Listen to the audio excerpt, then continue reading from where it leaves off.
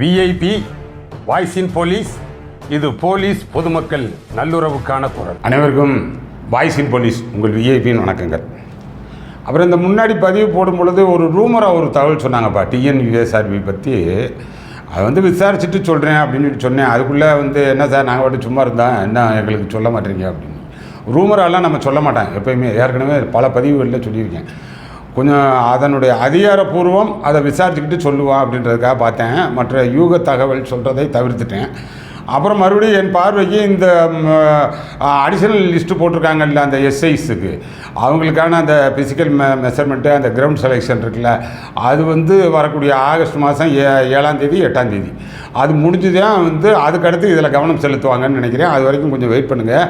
அப்புறம் நீங்கள் கேட்குறது கேளுங்க. நம்ம இந்த டிஎன்யூஎஸ்ஆர்பி சம்மந்தமாக போட்டோம்னா ரிசல்ட் எப்போ மிகுந்த மனவேதனையாக இருக்கான், மிகுந்த கஷ்டமாக இருக்கான் அப்படின்னு சொல்லிலாம் சொல்கிறீங்க. இல்லை, நம்ம பதிவை டேக் பண்ணுறோம், டிஎன்யூஎஸ்ஆர்பிக்கு டேக் பண்ணி தான் நம்ம போடுறோம். அதனால் கட்டாயமாக அவங்க காலையில் பார்ப்பாங்க.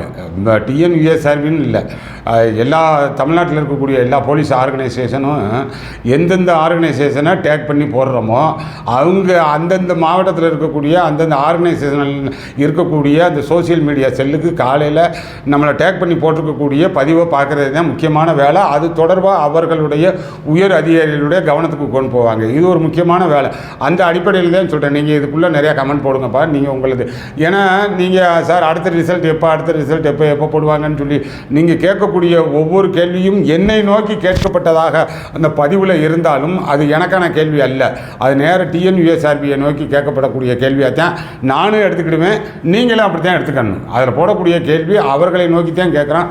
அந்த அடிப்படையில் கேளுங்க. அப்புறம் கேள்வி கேளுங்கன்னு தான் சொல்கிறேனே தவிர அதுக்காக நீங்கள் உண்மையிலேயே சொல்கிறது மாதிரி அந்த மன உளைச்சல் எல்லாம் இருக்கக்கூடாது. ஏன்னா காவல்துறை பணின்றது மிகுந்த சிரமத்துக்கும் மிகுந்த கடினமான ஒரு மன தைரியம் உடையவர்கள் தான். எப்போ கூட 2 செய்தி பார்த்தேன்.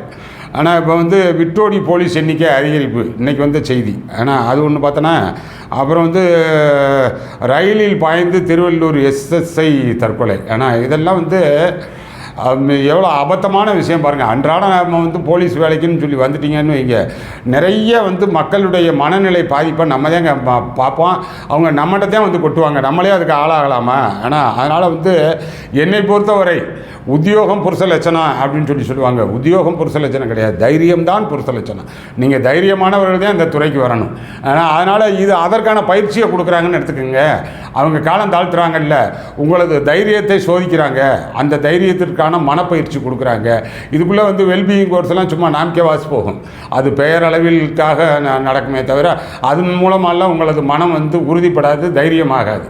இப்போ கொடுக்குறாங்க பாருங்கள், ரிசல்ட்டை போட்டு ஒவ்வொரு நாளும் பக்கு திக்கு சொல்லி இப்போ கொடுக்குறாங்கல்ல, இப்போ வருதா அப்படின்னு சொல்லி. இதுதான் உங்கள் தைரியத்துக்கான ஒரு சோதனை, சத்திய சோதனை, தைரிய சோதனை அப்படின்னு நினச்சிக்கோங்க. உத்தியோகம் புருஷ லட்சணம் கிடையாது. உத்தியோகத்துக்கு என்னதான் நீ மேலான உத்தியோகம் இருந்தாலும் நீங்கள் அந்த தைரியம் இல்லைன்னா அந்த உத்தியோகம் உங்களுக்கு சுமை ஆயிரும். தகுதி இல்லாதவனுக்கு கிடைக்கக்கூடிய அந்த பதவி தண்டனை தான். உங்களுக்கு அது மிகப்பெரிய சுமை ஆயிரும். எத்தனையோ உயர் போலீஸ் அதிகாரிகள் தனக்குத்தானே சுட்டுக்கிட்டு இறந்து போயிருக்காங்க எல்லா மட்டத்திலையும். ஆனால் அவர் எஸ்எஸ்ஐ அதில் மட்டும் கிடையாது, இன்ஸ்பெக்டர் இறந்துருக்காரு, டிஎஸ்பி இறந்துருக்காரு, டிஜிபி வரைக்கும் இதில் இறந்துருக்காங்க. ஏன்னா தைரியமின்மை தான் காரணம். நீங்கள் இதுக்கு வர்றதுக்கு முன்னாடியே மிகுந்த தைரியத்தோடு வரணுன்றதுக்கு தான் இந்த பயிற்சின்னு எடுத்துக்கோங்க. இப்போ இதில் இந்த போலீஸ் விட்டோடி அப்படியே ஓடுறது, மிகுந்த மன உளைச்சலுக்கு ஆளாகிறது, மன அழுத்தம் அப்படின்னு சொல்லி பார்த்தோம்னா, என் பார்வைக்கு பார்த்தோம்னா அதிகப்படியாக இந்த பட்டாலியன் போலீஸு, ஏஆர் போலீஸு, இவங்களுக்கு தான் அந்த போலீஸ் லெவலில் இருக்கக்கூடியவங்களுக்கு அதிகப்படியான டார்ச்சர். லோக்கலில் கூட எப்படியோ சமாளிச்சுக்கிடுவாங்க. வெளியில் பப்ளிக் தொடர்பு இருக்குது, வீடு இருக்குது, அதில் போய் பார்த்துக்கிடுவாங்க. லோக்கலில் இருக்கக்கூடிய போலீஸ் கடன் தொல்லை இல்லாமல் இந்த ஆன்லைன் ரம்மி அது இதில் போய் விடாமல் இருந்து அந்த ரெஸ்ட் நேரத்தில் ப்ராப்பராக குடும்பத்தோடு இருந்தாங்கன்னா எப்படியோ சமாளிச்சுக்கலாம். இது இந்த பட்டாலியன் போலீஸ்லாம் அப்படியே குடும்பத்தை விட்டு டட்டாச் ஆகி இருக்கக்கூடிய ஒரு நிலை.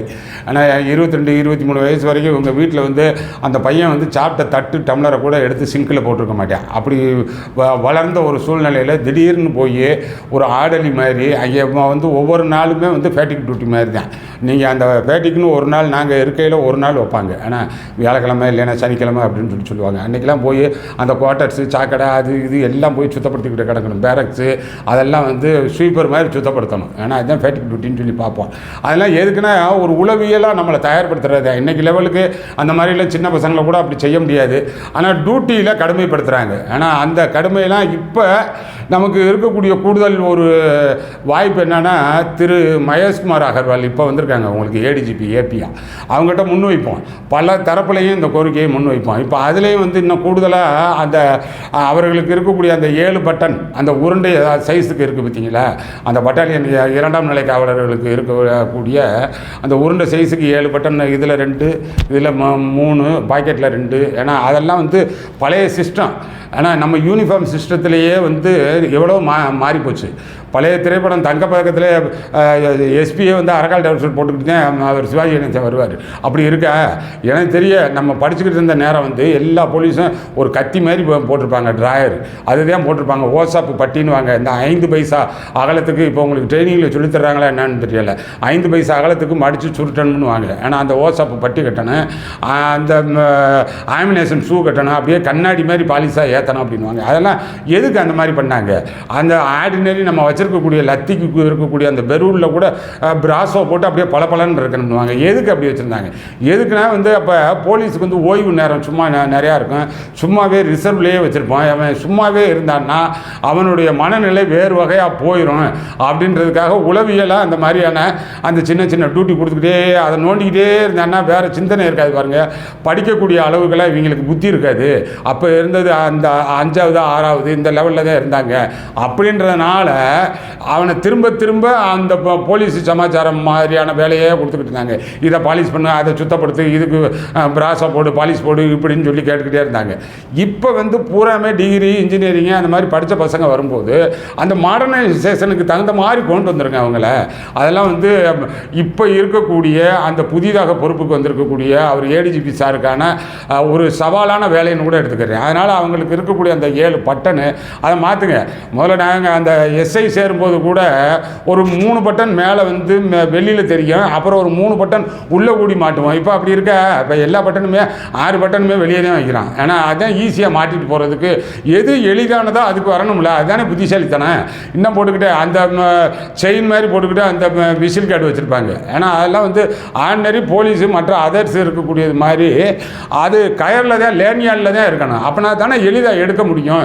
அது மாதிரி அந்த இப்போ வந்து இன்றைக்கி லெவலுக்கு அரக்கால் ட்ரவுசர் போட்டோம்னா போலீஸுக்கு நல்லா இருக்குமா? ஒவ்வொரு ஸ்டைலுக்கு மாத்திரம். ஏன்னா வந்து போலீஸ் பார்க்கையில் ஒரு ஸ்டைலாகவும் இருக்கணும், அதே நேரம் ஒரு கிரிப்பாகவும் இருக்கணும் அப்படின்ற மாதிரி தான். அப்போ அதுதான் வந்து அச்சத்தை ஏற்படுத்தும். அது மாதிரி கொஞ்சம் மாற்றணும். அந்த போலீஸாருடைய பலதரப்பட்ட கோரிக்கை பார்த்தோம்னா, 2ஆம் நிலை காவலர்களுடைய கோரிக்கை பார்த்தோம்னா, பட்டன் மாற்றுங்க, எங்களுக்கு விசில் கார்டு மாற்றுங்கன்றாங்க.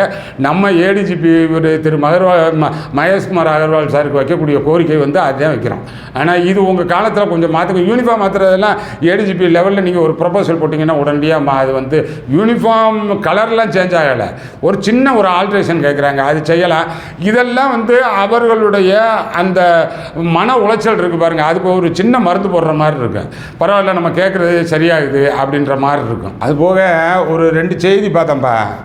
ஆனால் நேற்றைக்கு ஒரு பையன் வந்து சாமுவேல் ராஜ், 23 வயசு பையன். அவங்க அப்பா வந்து ஏதோ சிவராஜ் ப்ரொடக்ஷன் மேனேஜராக இருக்கிறாங்க. திரைத்துறையில் வந்து ப்ரொடக்ஷன் மேனேஜர்னால் அந்த பணம் நிர்வாகம் பண்ணக்கூடியவர். ஒரே நேரத்தில் வந்து ஒரு 2-3 கம்பெனிக்கு கூட இருப்பாங்க. ஒரு நல்ல இதுதான். இந்த பையன் வந்து சாமுவேல் ராஜ் 23 வயசு பையன். இந்த TNPL Tamil Nadu premier league cricket வீரர் தான். அதில் வந்து நம்ம தேர்வு செய்யப்படலை அப்படின்னு சொல்லி அந்த விருகம்பாக்கத்துலேருந்து கத்திப்பாரா மேம்பாலத்தில் போனவன் அங்கே 2 வீலரை நிறுத்திட்டு மேலேருந்து குதிச்சு கீழே விழுந்து இறந்து போயிட்டேன், தற்கொலை. ஆனால் இது இப்போ வந்து அங்கனே ஸ்பாட்டில் இறந்து போயிட்டேன். இது பாருங்களேன், அவங்க அப்பா வந்து சினி ஃபீல்டில் இருக்கிறாரு, ப்ரொடக்ஷன் மேனேஜர், நிறையா பேர் தெரியும். தயாரிப்பாளர்கள் தெரியும், மற்ற திரைப்பட நடிகர்களை தெரியும், ஒரு அசிஸ்டன்ட் டைரக்டரை சேர்த்து விட்டுருக்கலாம், ஏன்னா அவர் கூட ஒரு துணை நடிகராக சேர்த்து விட்டுருக்கலாம், ஏதோ ஒன்று பண்ணியிருந்துருக்கலாம்ல. ஏன்னா வாழ்க்கைன்றது ஒரு தளத்தில் தான் இயங்குதா, டிஎன்பிஎல் மட்டும்தான் வாழ்க்கையா?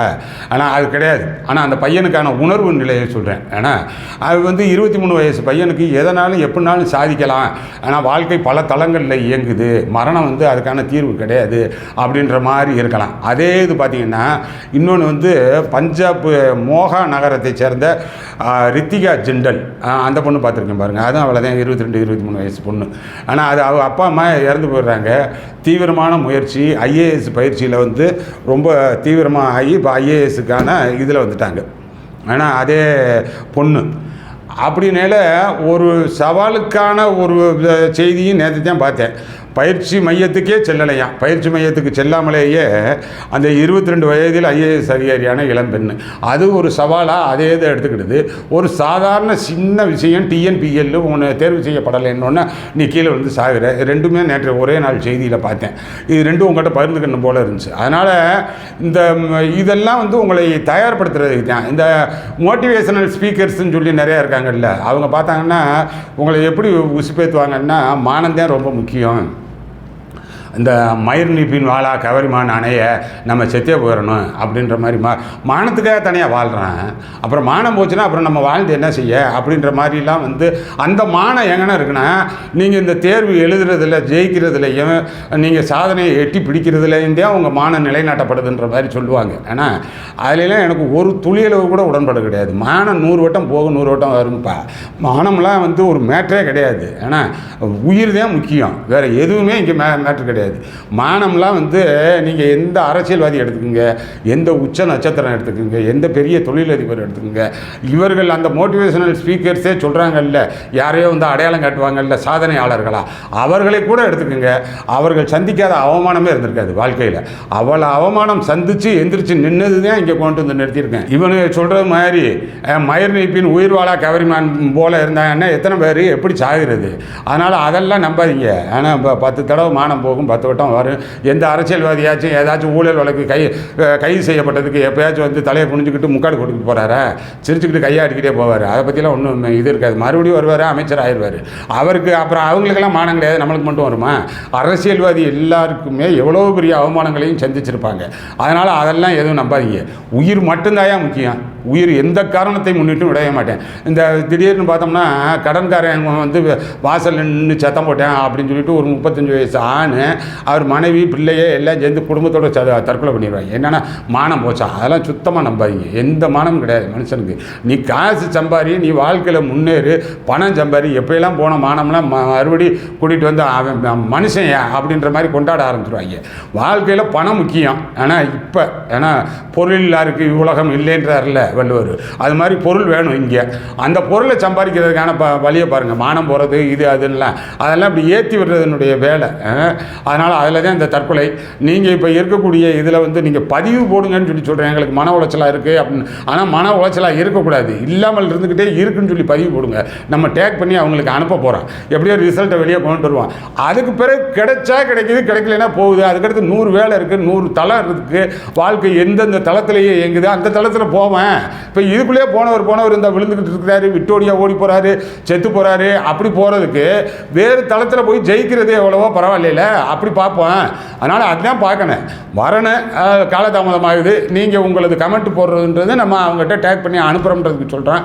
வரட்டேன், ஐயா கிடைச்சிச்சு, கிடைச்சாலும் நல்லது, கிடைக்கலன்னா அதனும் நல்லது அப்படின்ட்டு போயிட்டே இருக்கணும். அதனால் இது ஸ்பெசிஃபிக்காக இந்த மன உளைச்சலில் இருக்கக்கூடிய உங்களை போன்ற இளைஞர்கள், 25 வயசுக்குள்ளே இருக்கக்கூடிய இளைஞர்களுக்கு இது சொல்லணும் போல் இருந்துச்சு. அதனால் அது படி பார்த்துக்கிடுவேன். நம்ம சேனல் இன்னும் சப்ஸ்கிரைப் பண்ணாமல் இருந்தால் சப்ஸ்கிரைப் பண்ணுங்கள், நிறையா கமெண்ட் பண்ணுங்கள், டேக் பண்ணி அனுப்புவான்.